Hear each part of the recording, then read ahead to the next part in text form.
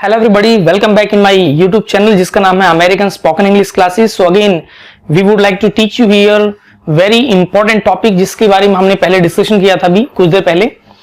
और आज हम आपको इडियम्स के बारे में सिखाएंगे कि किस प्रकार से हम बहुत अच्छे तरीके से इडियम्स को लैंग्वेज में यूज कर पाए और जब भी भविष्य में कभी आपको किसी भी प्रकार के इडियम्स को बोलना पड़े तो कोई दिक्कत ना आए आपको। So friends, here you can have a look on the board.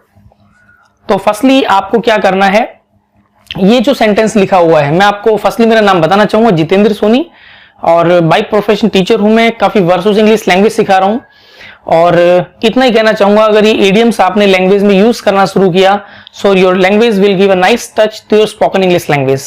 बहुत ही यूनिक आपकी इंग्लिश हो जाएगी। सो दोस्तों, यहां पर एक सेंटेंस लिखा है, don't blow your own trumpet. Don't blow your own trumpet. Blow का मतलब बजाना होता है, जैसे आपने ट्रक के पीछे हमेशा लिखा हुआ देखा होगा, डोंट ब्लो। इसी प्रकार से मैं बताना चाहूंगा कि यहां पर क्या करना है आपको कि ये कंप्लीट जो सेंटेंस है इसमें लास्ट में ट्रम्पेट। ट्रम्पेट का मतलब होता है सहनाई। और इस सेंटेंस को जब भी हमें यूज करना पड़े तो इसका हिंदी में अनुवाद होता है कि अपने मुंह से अपनी प्रशंसा ना करें, अपने मुंह से अपनी तारीफ ना करें। कोई भी इंसान अपने मुंह से अपनी बड़ाई करता है, तारीफ करता हुआ नजर आए तो आप उसको कह सकते हैं कि don't blow your own trumpet. Next है, time and tide wait for none. कहते समय और ज्वार भाटा से उठने वाली लहरें कभी किसी का इंतजार नहीं करती। समय दोस्तों किसी के लिए रुकता नहीं है, चाहे वो राजा हो चाहे एक भिखारी हो, समय सबके लिए इक्वल है। और वैसे भी कहते हैं कि समय क्यों जीत जाता है, इंसान क्यों हार जाता है, क्योंकि दोस्तों समय कभी किसी के लिए रुकता ही नहीं है। और इंसान का जब बुरा समय आता है तो वो रुक जाता है और समय कभी रुकता नहीं है। तो हमेशा याद रखें आप, समय और सुनामी। सुनामी का मतलब जब भी सुनामी आती है तो दोस्त कभी रुकती नहीं है, वो आती है तो वो विध्वंस करके चली जाती है। तो आप ये बात हमेशा याद रखें, समय और सुनामी कभी किसी का इंतजार नहीं करती है। वेल, नेक्स्ट है, he is shedding crocodiles tear. He is shedding crocodile tears. Crocodile tears का मतलब होता है मगरमच्छी आंसू। जैसे आपने देखा होगा कि घर में छोटा बच्चा होता है, मम्मी से उसने जिद की कि मम्मी मुझे ना चॉकलेट खानी है। अब मम्मी उसको मना कर देती, बेटे तुझे चॉकलेट नहीं मिलेगी। और अब इससे क्या होगी, बच्चा कोने में जाके रोने लग गया। बच्चे जोर जोर से रो रहा है, मम्मी ने देखा और मम्मी ने उसको इग्नोर कर दिया, रो रहा है तो रोने दीजिएगा। अब देखिए होता क्या है कि बच्चा थोड़ी देर जितना उसको रोना था उसने रो लिया। अब मम्मी अपने काम से किचन में चली जाती है, मम्मी चली गई किचन में, बच्चा चुप हो गया। लेकिन जैसे मम्मी को कुछ काम हुआ, मम्मी दोबारा उस रूम में आई तो बच्चे ने देखा मम्मी वापस आ गई तो बच्चा फिर रोने लग गया। मम्मी के जाते बच्चा फिर चुप हो गया, मम्मी फिर आती बच्चा फिर रोने लग जाता है। तो यानी कि बच्चा वो जो रो रहा है वो मगरमच्छी आंसू बहा रहा है, तो उसको बोलते हैं क्रोकोडाइल टीयर्स।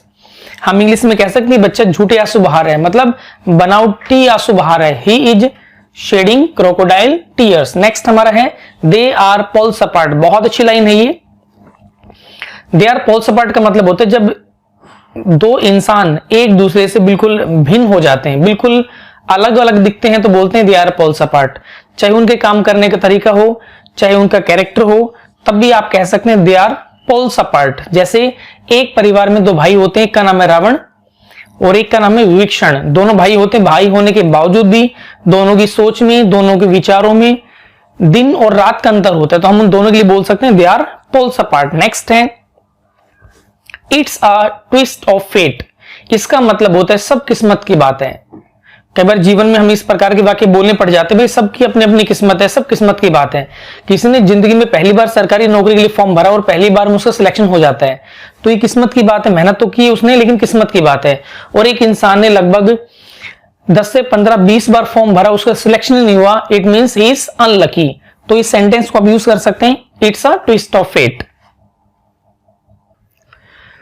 सो दोस्त, अभी नेक्स्ट हम बात करेंगे, Kashmir is the bone of contention between India and Pak. So यहां पर लिखा है कश्मीर। कश्मीर एक जगह का नाम है। Kashmir is the bone of contention. Bone of contention का मतलब होता है लड़ाई की मेन जड़ बिटवीन इंडिया एंड पाक, यानी कि भारत और पाकिस्तान के बीच में लड़ाई की जो मेन जड़ है वो कश्मीर है। इसका मतलब ये होता है। इसमें सीखने वाली चीज क्या है, ये अच्छा वर्ड है बोन ऑफ कंटेंशन। जैसे हमने देखा होगा घर के बाहर कई बार कुत्ते लड़ रहे होते हैं, दो कुत्तों के बीच में लड़ाई की मेन जड़ क्या होती है, पीस ऑफ चपाती। तो इंग्लिश में हम कह सकते हैं इन दोनों कुत्तों के बीच में लड़ाई की जो मेन जड़ है वो रोटी का टुकड़ा है। सो इंग्लिश में हम बोल सकते हैं piece of chapati is bone of contention between two dogs. इसी प्रकार से बहुत सारे वाक्य बना सकते हैं, जैसे दो भाई होते, दोनों भाई के बीच में लड़ाई की मेन जड़ क्या होती है? प्रॉपर्टी होती है। तो हम कह सकते हैं property is the bone of contention between two brothers. Well next हमारा है I left no stones unturned but all in vain. इसका मतलब ये होता है मैंने अपने करने में कोई कसर नहीं छोड़ी बट सब मेहनत खराब चली गई। जैसे एक माता पिता अपने बच्चों को पढ़ाने में, उनकी परवरिश करने में कोई कसर नहीं छोड़ते, लेकिन वो माता पिता को दुख तकलीफ तब होती है जब वही माता पिता जब बुजुर्ग हो जाते हैं और बच्चे उनको अनाथ क्या बोलते हैं वृद्धाश्रम में डालाते हैं, तो बड़ी तकलीफ होती है। और एक ही बात कहते हैं हमने बच्चों को पढ़ाने में परवरिश में कोई कसर नहीं छोड़ी लेकिन सारी मेहनत हमारी खराब चली गई। इंग्लिश में बोलेंगे I left no stones unturned but all in vain. Next है he is fighting alone a battle. इसका मतलब ये होता है जब कोई इंसान किसी भी फील्ड के अंदर अकेला मेहनत कर रहा होता है तो इंग्लिश में हम बोलेंगे ही इज फाइटिंग। कोई लड़की है तो बोल सकते हैं she is fighting alone a battle. मैंने आपको बताया था किसी भी सेंटेंस की आपको हिंदी अपने अकॉर्डिंग नहीं बनानी, because all these are idioms. Idioms है ये, इनको आपको एज इट इज ही पढ़ना है। आपकी फैमिली के अंदर कमाने वाला एक है, खाने वाले 5-6 लोग हैं, तो सभी लोगों की जरूरतें पूरी कौन कर रहा है? आपके फादर कर रहे हैं, वो बेचारे खुद ही मेहनत कर रहे हैं, अकेले किसी भी फील्ड में मेहनत कर रहे हैं, यानी कि युद्ध के मैदान में लड़ रहे हैं। वो अगर वो फील्ड में भी मेहनत करें तो हम बोल सकते हैं ही is fighting alone a battle. आपने देखा होगा लक्ष्मीबाई जब अंग्रेजों से लड़ाई कर रही थी तो हम उनके लिए भी कह सकते हैं कि she was fighting alone a battle. Next और लास्ट हमारा वंस बीटन ट्वाइस शाय। दोस्तों बहुत ही अच्छी लाइन है, बहुत यूनिक सेंटेंस है ये। अच्छी इंग्लिश बोलने वाले बहुत ज्यादा बोलते हैं। वंस बीटन ट्वाइस शाय का मतलब होता है कि दूध का जला छाछ को भी फूंक मार मार के पीता है। थोड़ा दोबारा समझिए इसको आप कि दूध का जला छाछ को भी फूंक मार मार के पीते। इसका मतलब क्या होता है? एक घर में छोटा बच्चा अगर दूध पी रहा है, गरम गरम दूध उसको मिला, उसने ध्यान दिया नहीं और जल्दबाजी में उसने घुट पी लिया और उसको मुंह जल जाता है गरम दूध होने की वजह से।